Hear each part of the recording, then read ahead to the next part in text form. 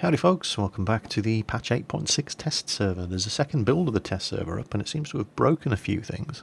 I haven't been able to find any patch notes to see exactly what has changed between the first version of the test server and the second version of the test server, so I just don't know. Business as usual as far as I can tell. They've probably made some minor bug fixes and changes, but there's a couple of other bugs have crept in, specifically into the battle results screen, but you'll see those when I show you the replays of some of the games. It's not a game breaker and it's guaranteed to be fixed before 8.6 goes live. But yeah, this one's all about, well, it's not all about the artillery. It's about the scouting as well. I figured that I may as well kill two birds with one stone.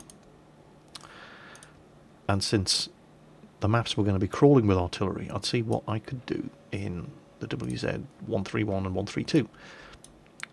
Because, I just haven't played the Chinese light tanks. The high tier light tanks anyway, so I thought I'd set these guys up as scouts, give them a gun rammer, coated optics, improved vents, and go and scout for artillery. Yeah, things didn't quite work out as planned. What, is that it? Where are all the scumbags? This just doesn't make sense. Oh well, I suppose this is just going to have to do.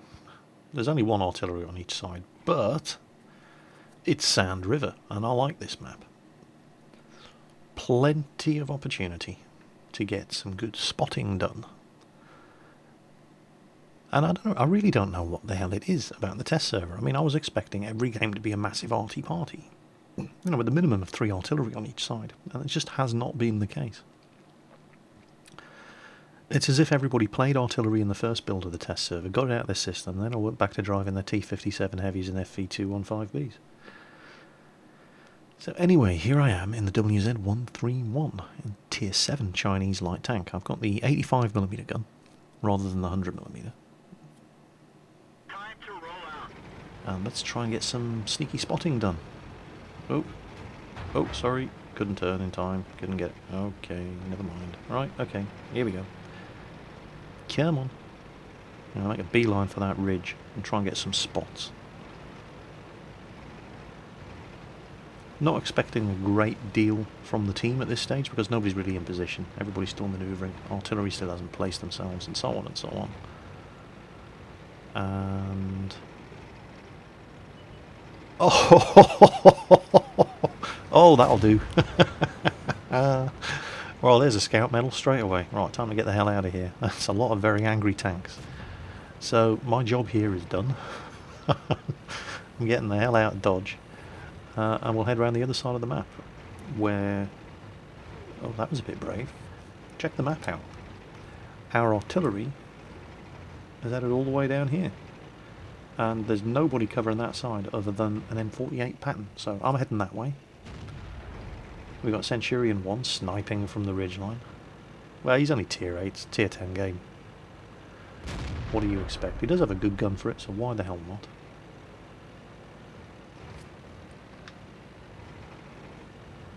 Go and back up this pattern. And more importantly, defend ours. Artillery. Yeah, I nearly said to defend our scumbag. I know, force of habit. Whoa, caught some air there. Check out that power slide. And we've nailed their scouts, that's good news. Unfortunately we've lost an AMX-50B and an AMX-5100 and our other scout. So that's alright, I'm the only scout left on the team. It's more spotting for me. Patton's taken some catching up. He's been a bit braver than I would have done, going right over the top of that ridge though. So I'm going to go the long way around. Stay in cover and see if I can hunt some artillery. See if I can kill me some scumbags. And I have 9 rounds of heat loaded here.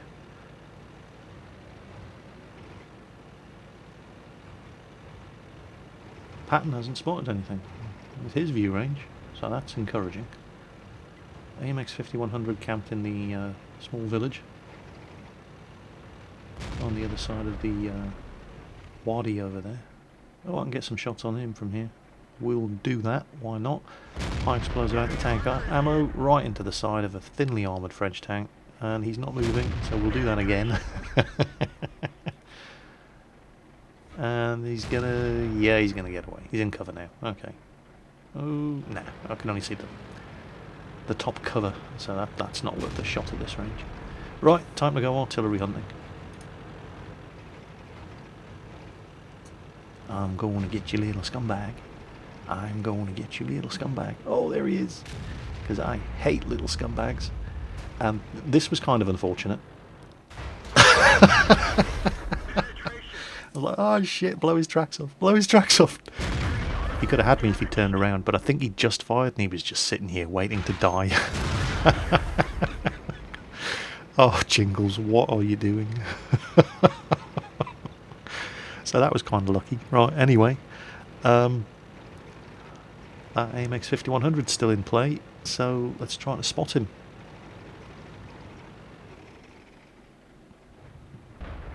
No, not got anything from here. Let's pop around the other side of the rock. Stay in the bushes. There he is. Yes. Oh, okay. Right, I can hit him. We're going to have to pop out of the bushes, but I don't think he can hit me from here. Nope. And he's not even pointing his gun at me anyway, so there's another kill. Good stuff. What they got left? T-57 Heavy and a T-110 E4, and they're miles away, so I'm probably never going to reach them.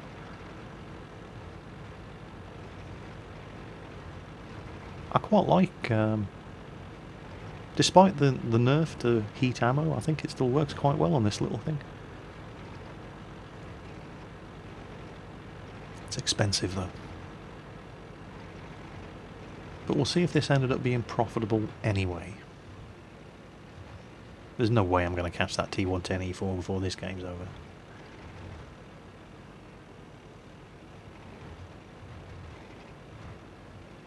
Surely, there we go, he's dead. Right, so that wasn't a terrible little game in the WZ-131 Tier 7 Chinese light tank. So, sneaky little scout medal, expected to see that. Not the most amount of damage done, but the second highest amount of XP, and Tier 7 tank in a Tier 10 game, that's, you know, if you do reasonably well, that's something that you should expect to see. And a couple of things to note here. I got the Scout Medal, and the damage done by my team to targets that I detected, nothing. Typical.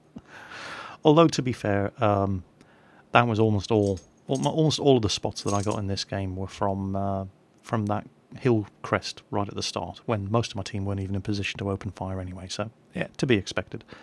Pretty much all of the XP and credits I earned from this game were from damage that I inflicted myself. In fact, not just pretty much all of the credits and XP I earned from this game was from damage that I inflicted myself. Made a loss though, even with a premium account. 7 shots fired, 7 hits, 7 penetrations, everything I fired hit and did damage, and I still lost 8,000 credits, because it cost me 28,000 credits to resupply 7 rounds of high explosive anti-tank ammo, so you're going to need to do more damage than that in this tank to run a profit, even with a premium account, using gold ammo. So, that was, you know, kind of bizarre. Where the hell are all the artillery? It really does seem that nobody's playing artillery on the test server, which is bizarre considering the nature of this patch. Well, that's not true. I'm not going to say nobody's playing artillery, but it's not the arty party that I was expecting it to be. So, enough of Chinese light tanks. I must admit, I actually really like these things. My antipathy towards the Chinese mediums and their horrible gun depression is probably well known, but I did like the Chinese heavies, and I think these Chinese light tanks are a blast. So I may start grinding my way down the Chinese light tank line. We shall see. But this is all about the artillery, and there's not much point in showing you the Tier 10 artillery. If you look at the tech tree, the Tier 10 artillery and all of the trees are basically just the old Tier 8 artillery. Where are they? There you go, T92. They haven't changed. The GW Type E, or now named the GW E100. The Russians, there. Where is it?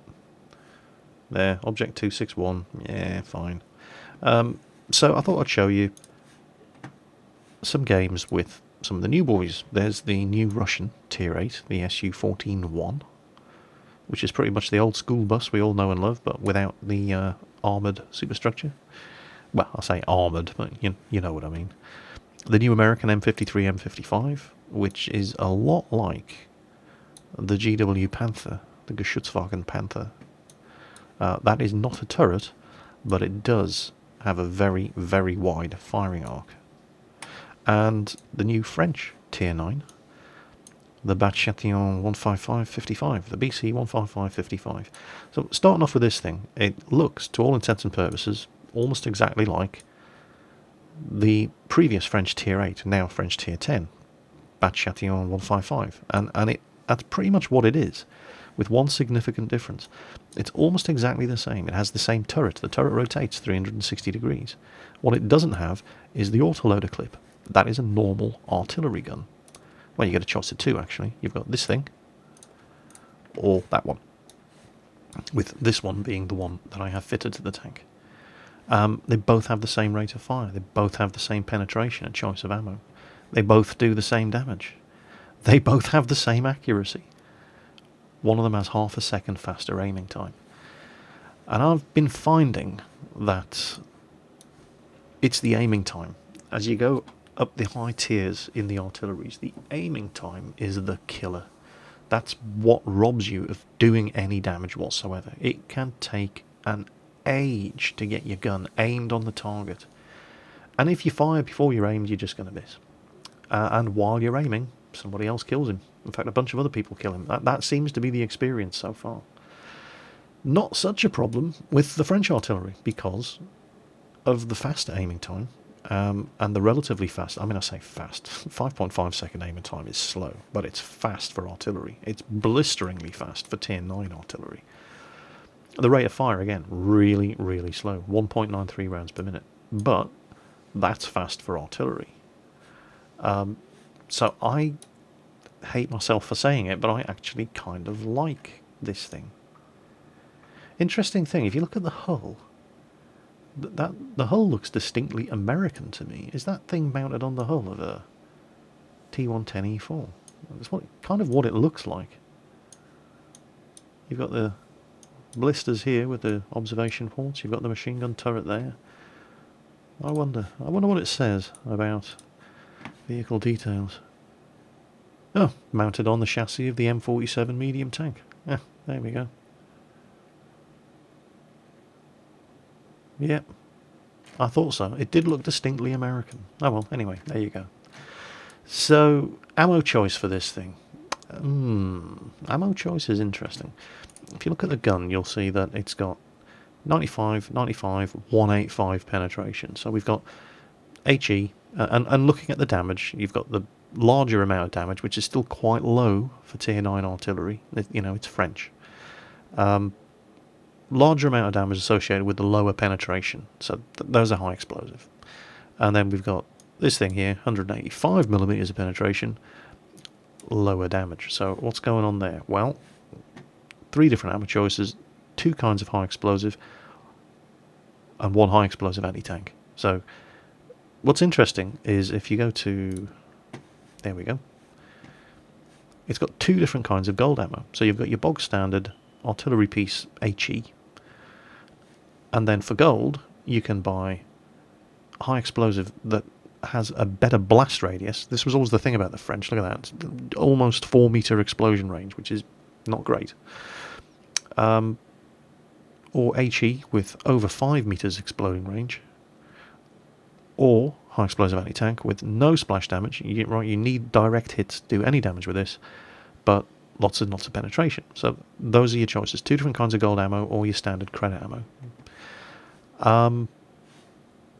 Interesting machine. And I must admit, one of the things that drew everybody to the Tier 8 Batchat 155 artillery was 2 things. First, it's, well, actually 3 things. First, it's really fast. Second, it's got a turret, just like the Su-26, which is what made the Su-26 so much fun. And third, it has a magazine. It's an autoloader. But I did find myself wondering, what would it be like if it didn't have the autoloader? It just had a regular artillery piece. Because the autoloader is one of the biggest strengths and also one of the biggest weaknesses of the Batchat 155-58, as it's now known. Because it's great at having that, being able to fire a salvo of shells, but when you're reloading, you're out of the game for the next minute. It's horrible. So I thought, yeah, it'd be nice to see what it's like without the autoloader, and that's exactly what you have here at Tier 9 with the BC 155-55. So I feel dirty for saying this, but I actually quite enjoyed playing this thing. I don't think I've enjoyed it enough to sacrifice all remaining shreds of self-respect and go ahead and grind out and buy one. But it wasn't terrible. So let's have a look. Actually, I just wanted to show you this clip from a game that I played using the 152mm gun on the SU-14-1 for a couple of reasons. And I really should... Oh, I've been spotted. Hi, Jingles. Oh, hi there. So there was some... I mean, this was a garbage game, but the chat in the game... I'm going to show you this one for two reasons. One, the chat was funny. There's some real good-natured stuff going on in the chat. And secondly, you see this Lorraine 155? We're going to see a scumbag being a real scumbag. Just keep an eye on that guy. And I should point out, by the way, that I am not a good artillery player anymore. I used to be pretty damn good.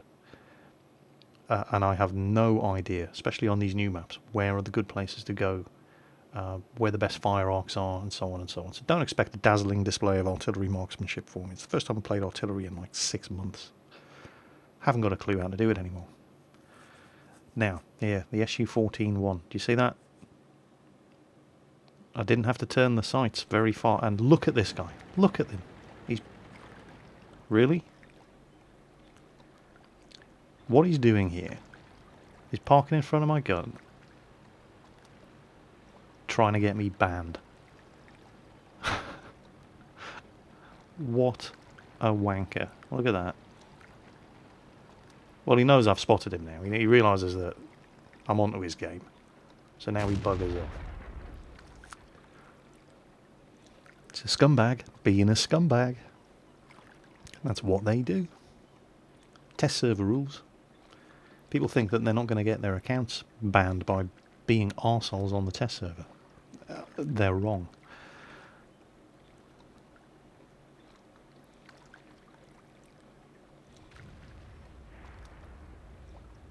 This is almost certainly a bad spot. I can't fire... I can literally only fire at a third of the map by blocking my gun off with the side of that warehouse. So I'll move over here and see if I can get some slightly better shots.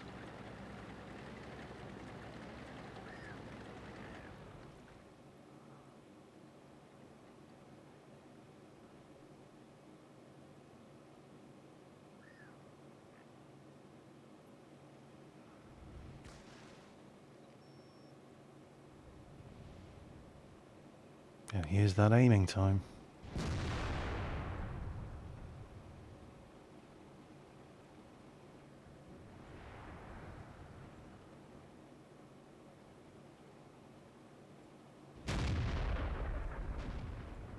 You could measure the length of time it takes to aim this gun in ice ages.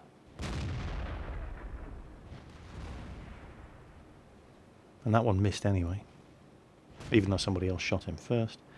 And I should have waited for that, when I could have hit two of them with the same shot.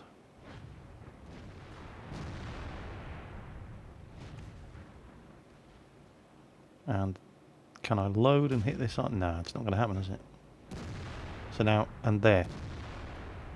I literally only had to move the gun a couple of degrees off to the side, and then I had to go through the whole aiming cycle again. And that's it. 54 damage done. That's me for this game.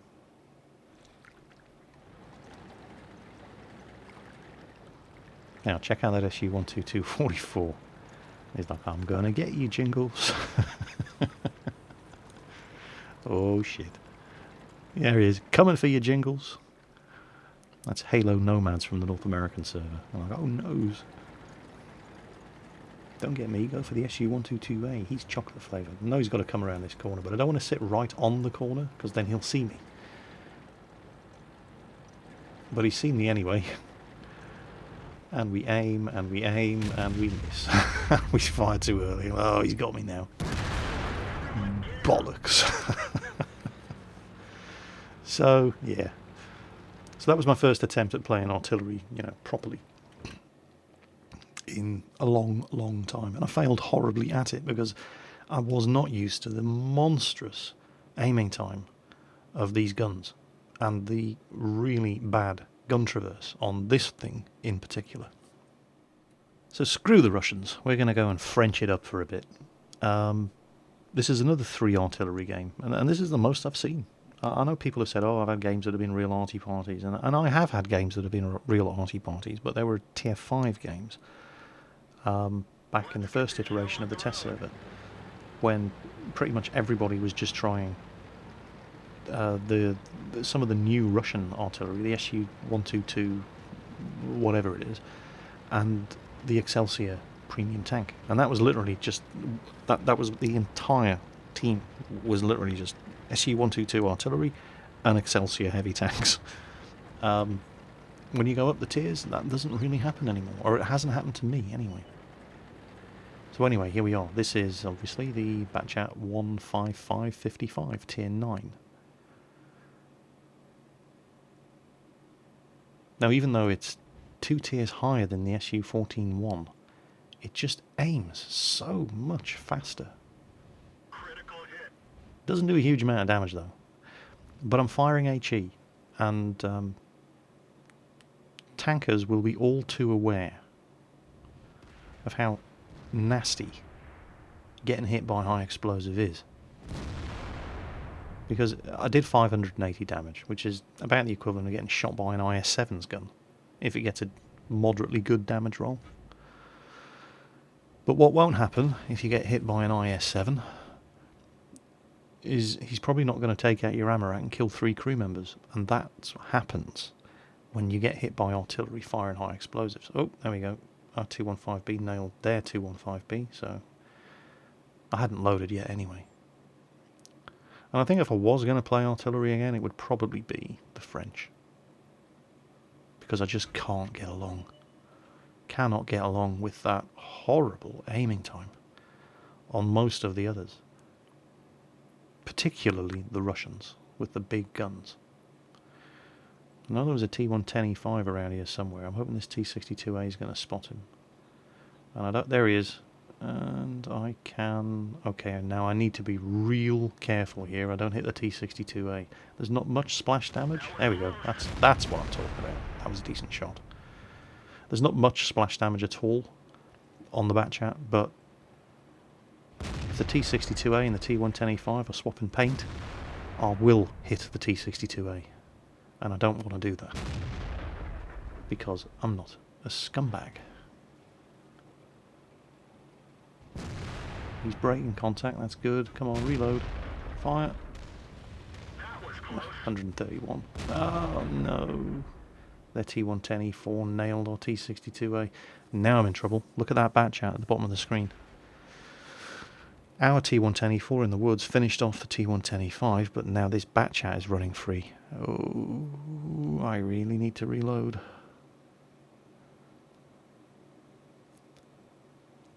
And I can appreciate why that T110E4 does not want to go and spot the Batchat. He's backing up. He's going to try and get a shot on him. But he doesn't want to be the one that the Batchat lights up, because, you know, there's a lot of tank destroyers on that hill. So he's pulling back. You can see him on the map. He's pulling back so that if the Batchat does light him up, nobody's going to be able to hit him.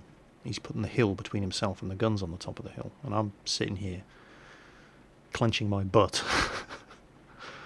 This is the new encounter. No, it's assault, sorry. It's assault on Malinovka. You can see the way the teams are split up here. 3 different starting positions for our team. 1 starting position for the enemy team. With the capture zone being in the village below the hill. There's the Batchat. I was going to try direct fire. Oh, that's good. That's good. He's been tracked. He's used a repair kit. T110E4 hit him. Got the little bastard. That was a good shot. Good shot, lucky shot, you be the judge.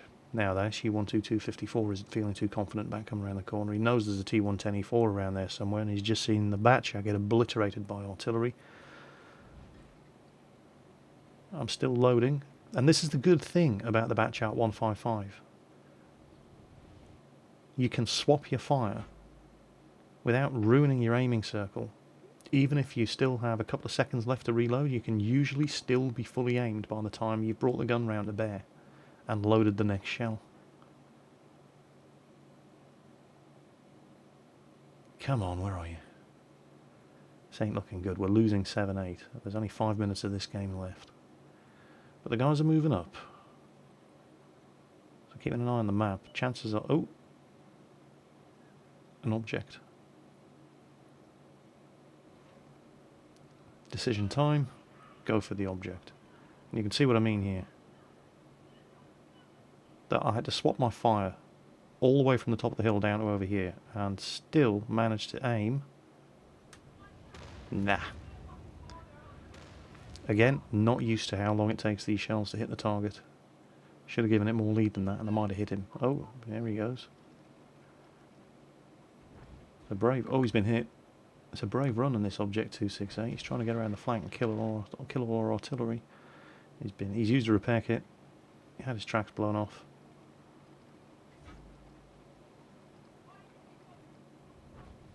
And I hit him. Or did I hit him? No, a shot went in and hit him. I don't think I did after all. Then again, I might have. I'm not sure. We'll have to have a look at the after battle results screen. And then back to the top of the hill. Saw a shot fly in there and hit something. I wasn't sure if it was my shot or not.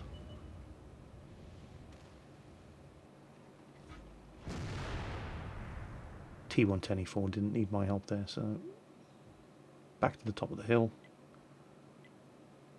Come on guys, you need to move up. There's only 3 minutes left. I can't shoot them if I can't see them.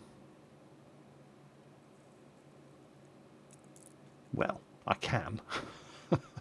I've seen it done. I've done it myself in the past, but it's not something you should ever count on happening.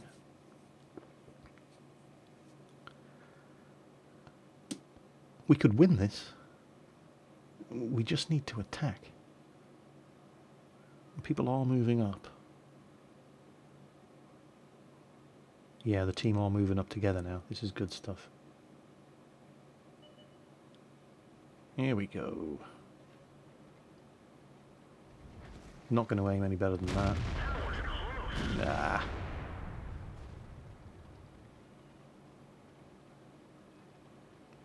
This thing is accurate as far as artillery goes, but it's still artillery. Not amazingly accurate. So that was a fully aimed shot, and it missed anyway.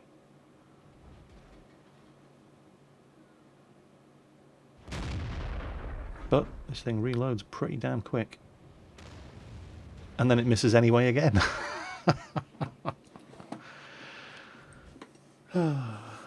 Well, it happens when I'm driving tanks. There's no reason why it shouldn't happen when I'm driving artillery either. And it bloody well should happen when I'm driving artillery. With the accuracy on these guns. Although I must say, despite the changes to accuracy for artillery in this patch, I haven't really noticed that much of a difference from what I remember back when I played my GW Tiger and my GW Panther.